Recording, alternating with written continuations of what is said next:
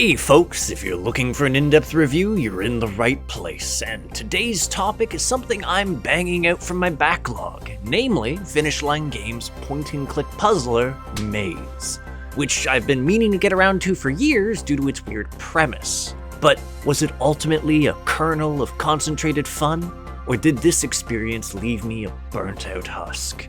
I'm your host Arlian, let's find out together.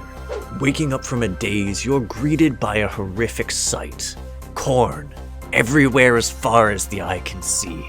That's hardly the end of your problems though, as there's something truly weird about the farmlands you found yourself in. A strangeness that's hard to place. Oh, right, and a secret bunker which is apparently home to a whole lot of talking corn stalks who seem to be passively aggressively guiding you along to do a mysterious task. This is Maze in a nutshell. A truly weird experience from start to finish with an unexpectedly clever and funny story. Narrative-wise, things tend to be split between brief scenes with the farm denizens, including a surly Russian knockoff of Teddy Ruxpin. Butso boy, you're a big idiot. How you survive by being stupid?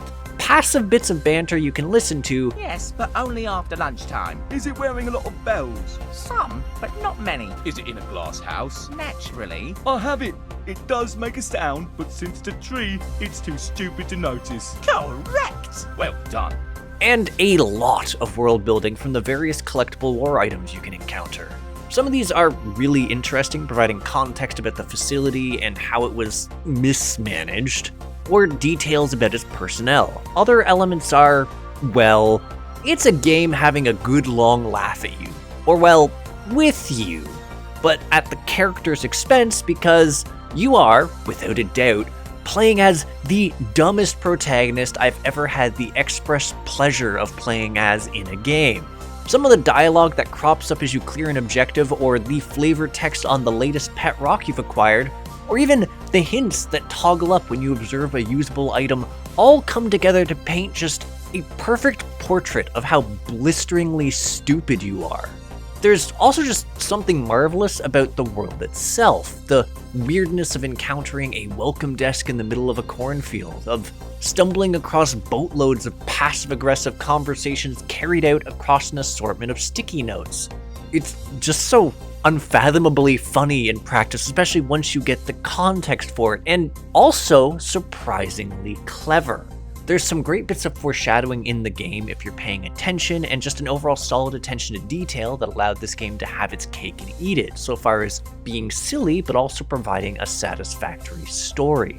As for the mechanical side of things, well, Maze is fairly straightforward insofar as point and clicks. In fact, likely more so than the majority, since the game highlights interactable objects so you're not just blindly clicking about the place. While there are some bits of collectible lore items that are placed about sneakily, progressing generally feels fairly good if you're keeping your eyes peeled. What's more, it's fairly difficult to actually get stuck on puzzles, since not only do you get a clue for what you should be poking around with, the item description system I mentioned in the story does do a generally solid idea of providing hints. Yes, there are some times when you're essentially left to your own devices, but even then, there's usually enough indicators in nearby folios or the environment to lead you to victory. What's more, the game itself has a fair bit of gating in order to prevent you from aimlessly wandering around. Specifically, you'll find yourself constantly getting boxed in, figuratively and literally, as you progress forward, with some paths opening and others closing based on the objects you find and the puzzles you solve. Considering the game itself is rather large, this does help to avoid the possibility of getting lost for ages pursuing unnecessary leads. That said, if you're curious how these elements impact the difficulty, I'll certainly admit that Maze leans towards the easier side of things. The puzzles themselves feel more like vehicles to keeping the story going, and generally solved at a pretty brisk pace in order for you to soak in more of the experience, which is nice, but if you're looking for some serious brain teasers, you're apt to find yourself disappointed. Especially given that the most complex conundrums that you'd be required to do, like building a fake person for a security scanner, tend to hint at the general shape of every object that would be needed to build it.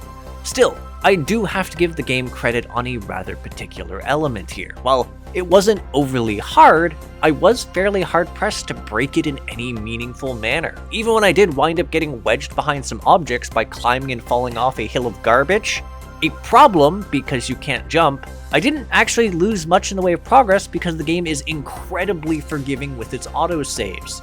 To the point that I didn't actually mind that I couldn't manually save. It also had a chapter select feature in case you wanted to revisit a specific segment. And there were times I was actually tempted because there's just certain visual gags and scenes that caught me off guard. The game's fucking ridiculous and the developers clearly had a lot of fun with it. It also just looks good. Like, I was not expecting the game to hold up as well as it does, even if, well, okay, as much as I say it's funny, looking at the corn close-up is uncanny.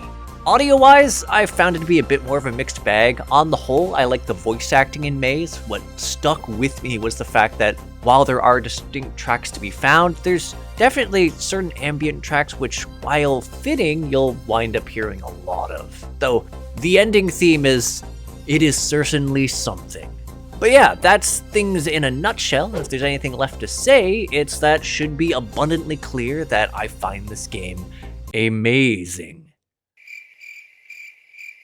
Yeah, well, they can't all be winners. The point is, despite the fact that the game does feel on the easy side of things, it's a lot of fun, and it actually got me to laugh out loud quite a few times at just how outrageously weird it is. I enjoyed this experience from start to finish, and it was legitimately neat for the full story to slowly click together, such as Fernardo's fate. Simply put, Maze is one of those games I can honestly say is a very solid hit and that I could legitimately recommend to anyone looking for a fun story to sink their teeth into.